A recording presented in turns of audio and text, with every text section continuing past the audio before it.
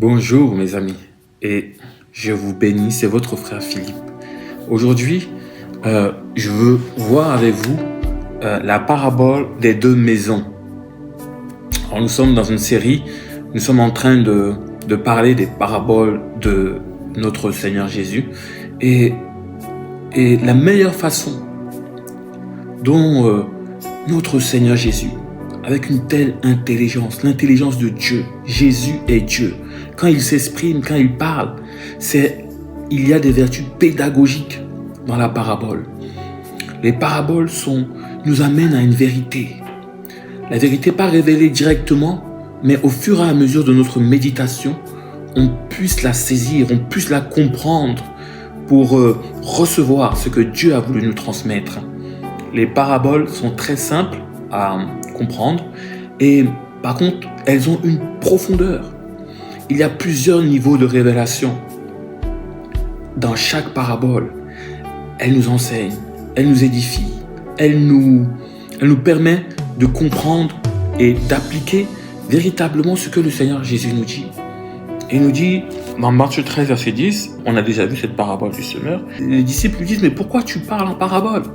Et le Seigneur Jésus dit, c'est pourquoi je leur parle en parabole, parce qu'en voyant, ils ne voient point, et qu'en entendant, ils n'entendent ni ne comprennent. Donc si la vérité était dite sans passer par la parabole, on pourrait voir, on pourrait regarder, comme il dit, mais pas voir.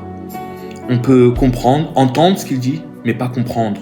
Donc la parabole vient pour qu'on puisse comprendre et pour qu'on puisse entendre ce que Dieu nous dit à travers les paraboles. C'est pourquoi il est très important d'étudier les paraboles.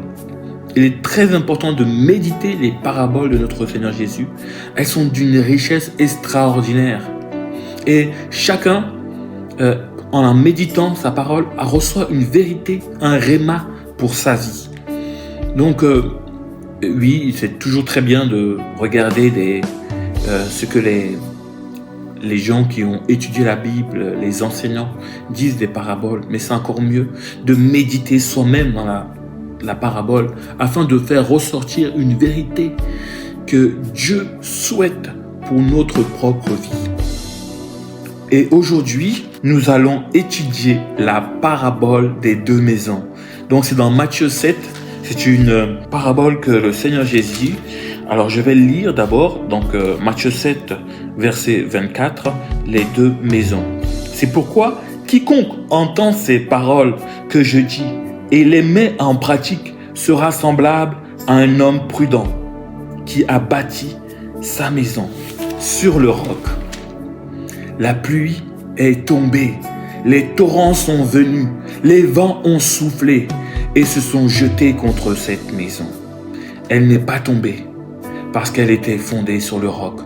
Mais quiconque entend ces paroles que je dis et ne les met pas en pratique sera semblable à un homme insensé qui a bâti sa maison sur le sable. La pluie est tombée, les torrents sont venus, les vents ont soufflé et ont battu cette maison. Elle est tombée et sa ruine a été grande. Après que Jésus eut achevé ses discours, la foule fut frappée par sa doctrine. Donc ici, il nous parle de deux maisons. Une bâtie sur le roc et une bâtie sur le sable. Mais dans ces deux maisons, il y a deux hommes différents. Il y a l'homme qui est prudent et l'homme qui est insensé. Insensé, ça revient plusieurs fois dans la parole de Dieu. C'est quelqu'un qui manque de sagesse, qui va à l'opposé de la sagesse. Alors qu'un homme prudent, c'est quelqu'un qui est sage. On aurait même pu traduire ici l'homme prudent par l'homme de sagesse. L'homme qui a réfléchi avant de faire quelque chose. Souvent, nous nous précipitons à faire des choses sans prendre le temps de réfléchir. Réfléchir à nos actions, réfléchir à ce que la parole de Dieu nous enseigne. Nous prenons des décisions hâtivement, en insensé, sans la sagesse de Dieu. Donc ici, deux choses à retenir, c'est que il y a deux maisons. Il y a deux maisons. Les deux maisons elles se ressemblent. Elles n'ont aucune différence, si ce n'est que celle qui est bâtie sur le roc est solide et celle qui est bâtie sur le sable est fragile. Mais en apparence, les deux maisons sont identiques. Identiques. La seule,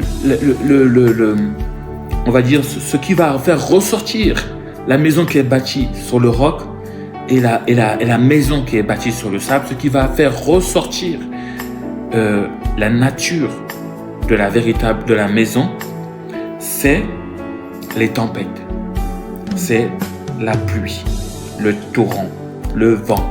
C'est ces choses qui vont faire ressortir la différence entre les deux maisons. Et sinon, en apparence, les deux maisons sont les mêmes. Les deux maisons sont quasi identiques en apparence. Parce que quand une maison est fondée sur le roc, les fondations, ce sont deux choses qui ne sont pas visibles.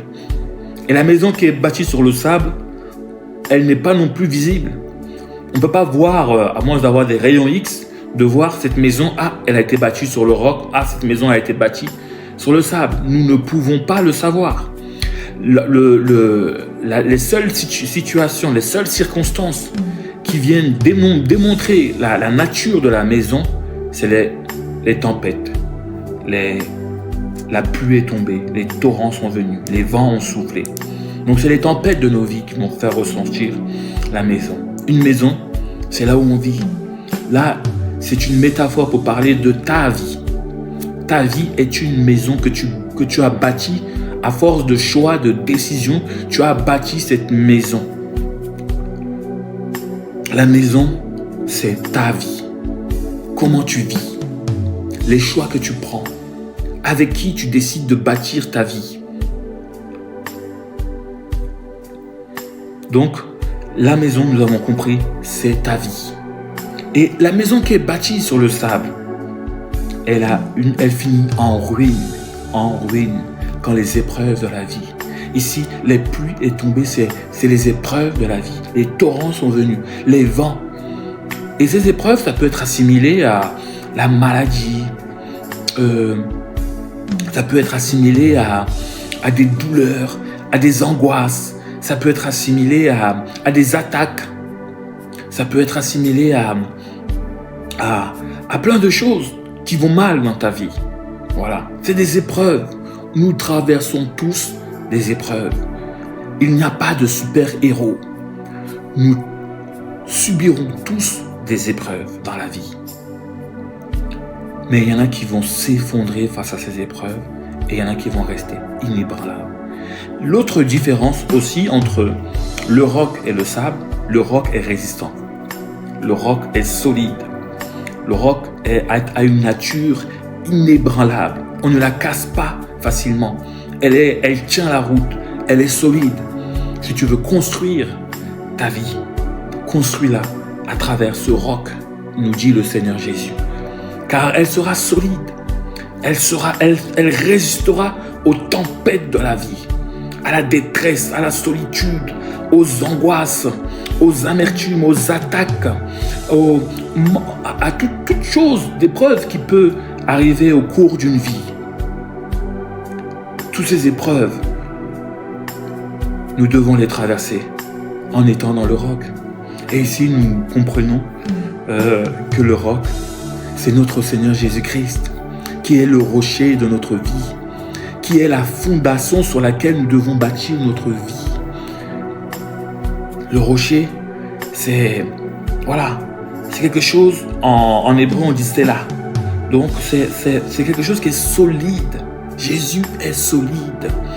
Dans les psaumes, on peut aussi voir mon rocher est ma forteresse. Le rocher de ma vie est ma forteresse. Donc, en Jésus-Christ, nous avons la capacité de résister aux tempêtes de la vie, aux accidents, aux imprévus, aux choses qui viennent ébranler notre sécurité. Nous avons, si nous restons en Jésus-Christ, nous avons la garantie, la certitude que que notre vie ne sera pas ébranlée. Et en dehors de Christ, c'est la grande ruine. Il dit, les tempêtes, la pluie, le torrent sont venus et ont soufflé sur cette maison. Elle est tombée et sa ruine a été grande. Si tu ne choisis pas Jésus-Christ, la ruine sera grande. Tu peux traverser toute ta vie sans avoir l'épreuve. Mais il y aura une épreuve que tout le monde ne pourra jamais échapper. L'épreuve de la mort. Nous allons tous mourir. Ce n'est un secret pour personne. Et la ruine sera grande pour ceux qui n'ont pas bâti leur vie en Jésus-Christ. Si tu regardes cette vidéo, que tu n'as pas choisi le Seigneur, choisis-le aujourd'hui. Choisis de le suivre. Choisis de fonder ta vie sur notre Seigneur Jésus-Christ. Il est le chemin, il est la vérité et il est la vie.